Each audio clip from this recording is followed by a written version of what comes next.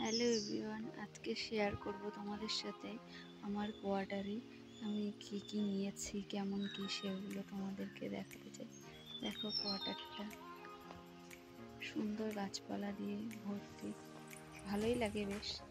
বেশি কথা না বলে ভিডিওটি শুরু করা যাক। আমি গ্রাউন্ড ফ্লোরে থাকি, তাই গেটের সামনে কিছু ফুল গাছ লাগিয়েছি। ফুল গাছ ভালোবাসে না এরকম মানুষ খুব কমই হয়। যারা যারা ফুল গাছ ভালোবাসো অবশ্যই কমেন্ট করে জানিও।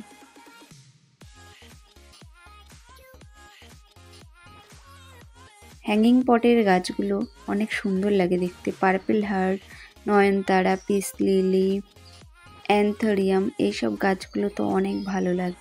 ডোরটা ওপেন করে ঢুকে পড়লাম হল রুমে। দেখো হল রুমে কিছুই নেই তেমন, কোয়ার্টারে থাকি, যেটুকু সাজানো সেইটুকু। তোমাদের ভালো লাগলে অবশ্যই বলো।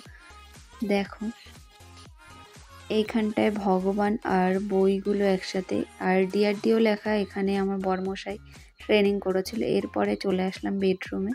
বেডরুমে একটা ছোট টিভি আছে। আমার রুমটিতে একটি উইন্ডো আছে, আর ওগুলো উইন্ডোর পাশে স্টিকার লাগিয়েছি, বেশ ভালো লাগে। এই আয়নাটা আছে। তারপরে চলে গেলাম কিচেনে।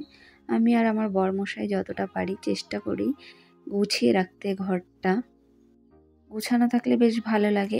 এই ভিডিওটা একটি বৌদিমণি আমাকে রিকোয়েস্ট করেছিল করে দেখাতে, তাই ভিডিওটা করলাম। দেখো এবার চলে আসলাম বেসিনের সামনে।